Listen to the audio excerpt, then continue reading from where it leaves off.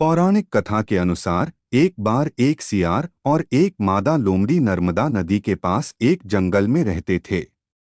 दोनों ने कुछ महिलाओं को पूजा करते और उपवास करते देखा और खुद भी इसे देखने की कामना की। उनके उपवास के दौरान लोमड़ी भूख के कारण बेहोश हो गई और चुपके से भोजन कर लिया। दूसरी ओर सियार ने पूरे समर्पण के साथ व्रत का पालन किया और उसे पूरा किया।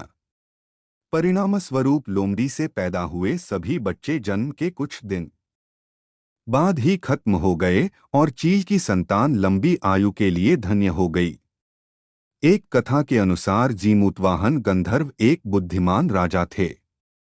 जीमूतवाहन शासक बनने से संतुष्ट नहीं थे और परिणामस्वरूप उन्होंने अपने भाइयों को डोट अपने राज्य की सभी जिम्मेदारियां दीं और अपने पिता की सेवा के लिए जंगल में चले गए। एक दिन जंगल में भटकते हुए उन्हें एक बुढ़िया विलाप करती हुई मिलती है। उन्होंने बुढ़िया से रोने का कारण पूछा। इस पर उसने उसे बताया कि वह नाग परिवार से है और उसका एक ही बेटा है। एक शपथ के रूप में हर दिन एक सांप पक्षीराज गरुड़ को चढ़ाया जाता है और उस दिन उसके बेटे का नंबर था। उसकी समस्या सुनने के बाद जीमूतवाहन ने उन्हें आश्वासन दिया कि वह उनके बेटे को जीवित वापस लेकर आएंगे। तब वह खुद गरुड़ का चारा बनने का विचार कर चट्टान पर लेट जाते हैं। तब गरुड़ आता है और अपनी अंगुलियों से लाल कपड़े से ढके हुए जीमूतवाहन को पकड़कर चट्टान पर चढ़ जाता है। उसे हैरानी होती है कि जिसे उसने पकड़ा है वह कोई प्रतिक्रिया क्यों नहीं दे रहा है। तब वह जीमूतवाहन से उनके बारे में पूछता है। तब गरुड़ जीमूतवाहन की वीरता और परोपकार से प्रसन्न होकर सांपों से कोई और बलिदान नहीं लेने का वादा करता है। मान्यता है कि तभी से ही संतान की लंबी उम्र और कल्याण के लिए जितिया व्रत मनाया जाता है। दूसरी कथा की शुरुआत। एक बार की बात है, एक गांव में एक निर्धन महिला रहती थी जिसका नाम सावित्री था। उसके 3 बेटे थे। सावित्री अपने बच्चों के लिए हमेशा चिंतित रहती थी। गांव में एक समय ऐसा आया जब संतान की मृत्यु की घटनाएं बढ़ने लगीं। सावित्री ने सुना कि अगर कोई महिला ज्योतिया व्रत रखे तो उसके बच्चों की उम्र बढ़ सकती है। सावित्री ने ज्योतिया व्रत की तैयारी शुरू की। उसने सुबह जल्दी उठकर स्नान किया और अपने घर को स्वच्छ किया। फिर उसने दिन भर उपवास रखने का संकल्प लिया। उसने एक माटी के बर्तन में जल भरकर उसमें ज्योतिया देवी की मूर्ति स्थापित की। साथ ही उसने कई तरह के पकवान तैयार किए जो कि व्रत में चढ़ाए जाने थे। सावित्री ने दिन भर अपनी भक्ति और श्रद्धा के साथ पूजा की। उसने ज्योतिया देवी को सच्चे मन से नमन किया और अपने बच्चों की सुरक्षा और दीर्घायु की प्रार्थना की। इस दिन उसने अपने बच्चों को कई प्रकार की कहानियां सुनाई और उन्हें देवी की महिमा के बारे में बताया। जैसे जैसे दिन बीतता गया, सावित्री के बच्चों की स्थिति बेहतर होती गई। उनका स्वास्थ्य ठीक हो गया और वे खेलकूद में जुट गए। सावित्री ने महसूस किया कि इस व्रत का असर उनके बच्चों पर हुआ है। उसकी भक्ति और उपासना ने सच में उसकी संतान को सुरक्षित रखा। सावित्री ने एक बार फिर से ज्योतिया देवी का धन्यवाद किया। उसने अपनी सारी भक्ति और समर्पण के साथ देवी को समर्पित एक विशेष पूजा आयोजित की। उसने गांव की अन्य महिलाओं को भी इस व्रत का महत्व समझाया और उन्हें इसे करने के लिए प्रेरित किया। बोलो ज्योतिया माता की जय। इस प्रकार सावित्री की कथा यह सिखाती है कि भक्ति और श्रद्धा से किया गया व्रत न केवल संतान के लिए वरदान होता है, बल्कि यह परिवार में सुख शांति और समृद्धि भी लाता है। ज्योतिया व्रत का महत्व केवल संतान की लंबी उम्र तक ही सीमित नहीं है। बल्कि यह माताओं के अटूट प्रेम और त्याग का प्रतीक है। ज्योतिया व्रत की एक और कथा सुनिए। एक बार की बात है, एक गांव में एक साहसी और समझदार युवक अपने माता पिता के साथ रहता था। युवक का नाम जितेंद्र था। जितेंद्र के माता पिता उसे बहुत प्यार करते थे और उसकी लंबी उम्र के लिए हर संभव प्रयास करते थे। एक दिन जितेंद्र ने सोचा कि वह जंगल में शिकार करने जाएगा। माता ने उसे रोका, लेकिन उसने उनकी बात नहीं मानी। जंगल में जाते ही उसे एक भयंकर अजगर का सामना करना पड़ा। जितेंद्र ने अपनी चतुराई से अजगर को मात दी, लेकिन उसे गंभीर चोटें आईं।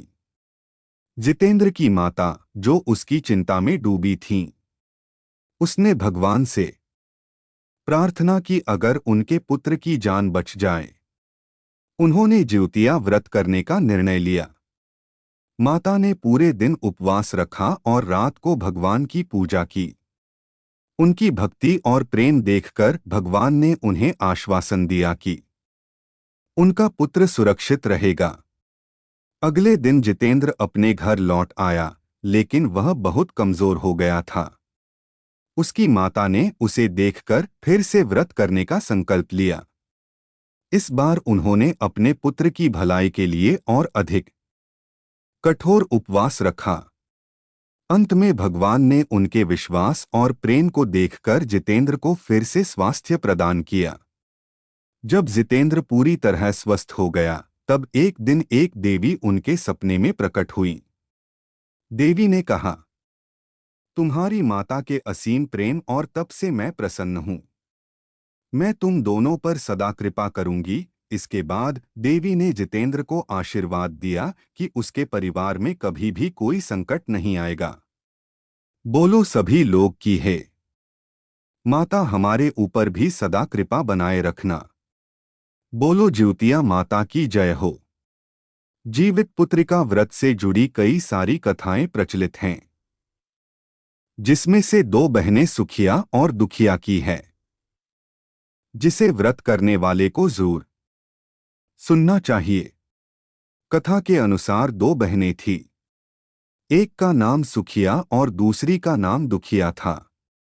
दोनों के नाम की तरह ही इन दोनों का भाग्य भी ऐसा ही था। सुखिया अमीर थी और हमेशा सुखी रहा करती थी, और दुखिया नाम के मुताबिक गरीब थी और बहुत दुखी रहती थी। पर दोनों बहनें एक ही गांव में रहती थी। सुखिया के घर ही दुखिया काम किया करती, साफ सफाई करती, खाना बनाया करती थी, और जो खाना बच जाया करता वही खाना सुखिया दुखिया को डोट दे दिया करती। इसी तरह से दुखिया का घर चलता था।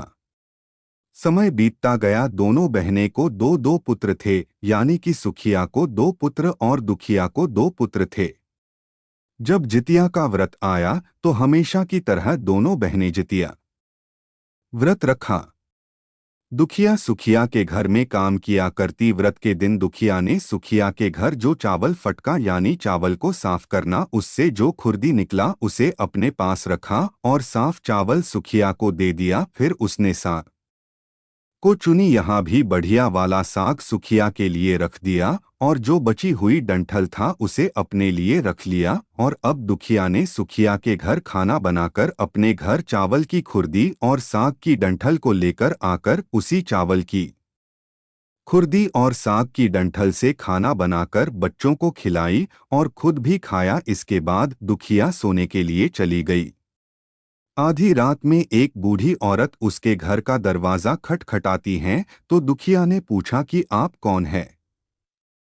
तब उस बूढ़ी औरत ने बोला, बेटा हम हैं। दुखिया ने उठकर दरवाजा खोला और कहा, माँ आपको क्या चाहिए? आप इतनी रात यहाँ किस लिए आई हैं? तब बुढ़िया ने कहा, बेटा मुझे बहुत भूख लगी है, कुछ खाने को दे दो। दुखिया उस बूढ़ी औरत को घर के अंदर ले आती हैं और कहती हैं, हम लोग बहुत ही गरीब हैं।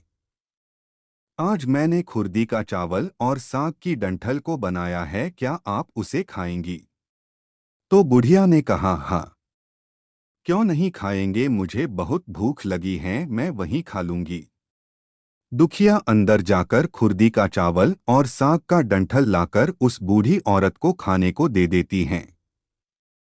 बूढ़ी औरत खाना खाने के बाद कहती कि मुझे अच्छे से कुछ दिखाई नहीं देता, ऐसे में इतनी रात के अंधेरे में अपने घर में कैसे जाऊंगी। तो दुखिया ने कहा, कोई बात नहीं माँ, आप यहीं पर सो जाओ, सुबह होने पर अपने घर चली जाना। तब बूढ़ी औरत रात में दुखिया के घर में ही सो जाती हैं। बूढ़ी औरत थोड़े देर के बाद उठकर बोलती है, बेटी मुझे दीर्घशंका यानी पैखाना लगी है, कहाँ करूँ। इस पर दुखिया कहती है कि मेरे घर में शौचालय नहीं है, इसलिए आप उधर कोने में कर लो। बूढ़ी औरत पूछती है कि बेटी भड़ भड़ करूँ या छर छर करूँ। चूंकि दुखिया नींद में थी तो उसने नींद में ही कहा, माँ भड़ भड़ कर दो, मैं सुबह साफ कर दूंगी। बेटी मैं अपने हाथ कहाँ साफ करूं। इस पर दुखिया कहती हैं कि आप मेरे सर पर अपने हाथ को साफ कर लीजिए। सुबह होने पर दुखिया जब उठती हैं तो उसे यह सब सपने के जैसा लगता है और सोचती हैं कि सोते समय मुझे कोई सपना आया होगा। इतना ही सोचकर वह नदी में नहाने के लिए चली जाती हैं और वह जब नदी में बाल धोकर नहाती हैं तो उसके बालों से होता हुआ जो पानी बहता है वह सोने का पानी होता है। आसपास की सारी महिलाएं यह देखकर आश्चर्य हो जाती हैं और दुखिया से कहती हैं, क्या बात है कि तुम्हारे बालों से तो सोने का पानी गिर रहा है। उन सभी की बातें सुनने पर उसे रात की सारी बात याद आ जाती हैं और वह दौड़कर अपने घर की ओर भागती हैं, यह सोचकर कि उसका घर बूढ़ी औरत की दीर्घशंका से गंदा हुआ है, पहले उसको साफ करना होगा। लेकिन जब वह अपने घर जाती हैं तो देखती हैं कि घर के हर कोने में ढेर सारा सोना बिखरा पड़ा है। यह सब देखकर दुखिया बहुत खुश हो जाती हैं और सोचती है कि ये सब बाबा जीमुतवाहन की कृपा से हुआ है, जो मेरे घर बूढ़ी माँ का रूप में मेरे घर आए और मुझे इतना सारा आशीर्वाद दिया। अब दुखिया भी अमीर हो गई और सुखिया के घर जाकर काम करना बंद कर दिया। दुखिया अपना व्रत पूरा करने के बाद अपने पुत्र से कहती है कि जाओ मौसी के घर से तराजू लेकर आओ, मुझे ये सोना नापना है कि यह कितना है। बच्चा खुशी खुशी सुखिया मौसी के घर जाकर तराजू मांगता है। इस पर सुखिया पूछती है कि तराजू पर क्या नापना है। बच्चा भोला होने के कारण बता देता है कि मेरे घर में बहुत सोना है, माँ को उसे ही नापना है। सुखिया बच्चे को बोलती हैं, खाने को तुम्हारे पास कुछ भी नहीं है और सोना नापोगे, मुझसे झूठ बोलते हो। तब बच्चा कहता है कि मैं झूठ नहीं बोल रहा हूं। तब सुखिया सोचती हैं कि तराजू मांगा है तो कुछ तो जरूर नापेगी, इसलिए वह तराजू के पीछे गोंद लगा देती हैं कि जो भी नापेगा वह इसमें चिपक जाएगा। दुखिया ने तराजू पर सोना नापा तो कुछ सोने का टुकड़ा उस गोंद में चिपक जाता है और जब बच्चा तराजू लौटाने आता है तो सुखिया तराजू को उलट पलट कर देखती हैं तो उसे तराजू के पीछे गोंद की जगह सोना लगा हुआ था। ये देखकर सुखिया सोचने लगती हैं कि दुखिया के घर में कहीं से सोना आया है, इसलिए वह कई दिनों से काम पर भी नहीं आ रही हैं। सुखिया दुखिया के घर जाकर देखती हैं कि वहां बहुत सारा सोना है और जब दुखिया के पास जाकर पूछती हैं कि तुम्हारे पास इतना सोना कहाँ से आया जिसे नापने के लिए तुमने तराजू मांगा था।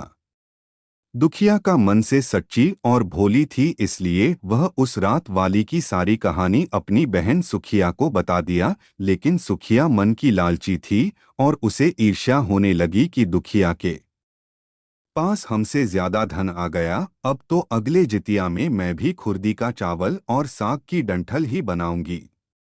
फिर अगले साल जितिया का व्रत दोनों बहनें ने रखा। सुखिया के पास सब तरह का सुख और धन भी था, इसके बावजूद वह जितिया के दिन चावल फटक कर साफ चावल फेंक दिया और खुर्दी अपने पास रख लिया और वैसे ही साग को तोड़कर फेंक दिया और डंठल अपने पास रखी और वहीं बना दिया। पूजा पाठ करके और खा पीकर सुखिया सोने चली गई।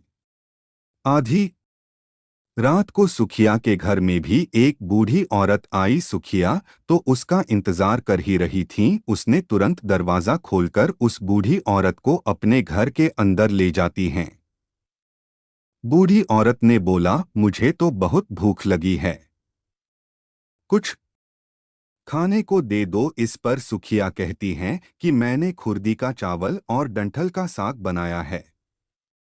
तो वो बुढ़िया कहती हैं, कोई बात नहीं, वही खाना मैं खा लूंगी। तो सुखिया ने वही खाना परोसकर खाने को दिया और सोने चली गई।